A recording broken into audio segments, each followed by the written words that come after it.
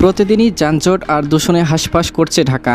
নিত্যদিনের এই চিত্র একই, লম্বা যানজট, কালো ধোঁয়া, বিরক্তিকর হর্ন আর ক্লান্ত মানুষের দীর্ঘশ্বাস। 2.5 থেকে 3 কোটি মানুষের এই মহানগরীতে চলাফেরা যেন এক অসহনীয় অভিজ্ঞতা। কিন্তু এই হতাশার ভিড়ে দেখা দিয়েছে আশার আলো। ঢাকার রাস্তায় নামছে পরিবেশ বান্ধব অত্যাধুনিক বৈদ্যুতিক বাস। এটা নিশ্চয়ই একটি নতুন যানবাহন নয়, বরং ঢাকার জন্য এক নতুন স্বপ্নের সূচনা। মেট্রো রেলের পর এবার সড়ক পরিবহনেও আসছে পরিবেশ বান্ধব সুবিধা। বিশ্বব্যাংকের অর্থায়নে প্রায় 2,500 কোটি টাকার একটি প্রকল্প যুক্ত হবে 400টি ইলেকট্রিক বাস। প্রথম ধাপে বাস চলবে ঢাকা নারায়ণগঞ্জ রুটে। এই বাসগুলো হবে সম্পূর্ণ শীতাতপ নিয়ন্ত্রিত, থাকবে উন্নত আসন, ডিজিটাল টিকিটিং ও লাইভ ট্র্যাকিং সিস্টেম।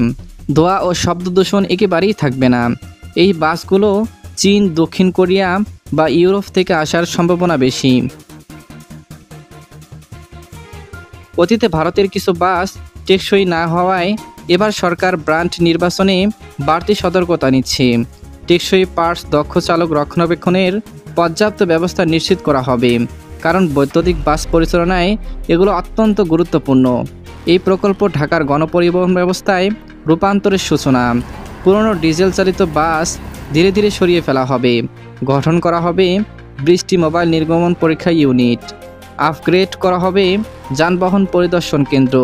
চলতি বছরের আগস্ট নাগাদ চালকদের প্রশিক্ষণ ও 4টি রুটে ইভি বাস চালু হবে। 2030 সালের মধ্যে সম্পূর্ণ বাস্তবায়ন হবে 3টি আধুনিক ডিপো। বিশ্বের অনেক শহর ইতিমধ্যেই বৈদ্যুতিক বাসে বিপ্লব ঘটিয়েছে। চীনের সেনচেনে চলছে 17,000-এরও বেশি ইভি বাস। ইউরোপ, আমেরিকাও বড় আকারে এগিয়ে গেছে। এমন প্রেক্ষাপটে ঢাকার এমন উদ্যোগ একটি আশার আলো নিয়ে আসছে। কিন্তু বাস্তবায়নের জন্য এই প্রকল্প লোক দেখানো না হয় সেদিকে লক্ষ্য রাখা জরুরি। ব্যাটারি ও খুচরা যন্ত্রাংশ সরবরাহ, দক্ষ জনবল, চার্জিং ডিপোসহ সব কিছু পরিকল্পিতভাবে নিশ্চিত করতে হবে। সরকার চায় একক অপারেটর মডেলে বিশৃঙ্খলা কমাতে। পূর্বাচল, ঝিলমিল ও নারায়ণগঞ্জে গড়ে উঠবে চার্জিং ডিপো।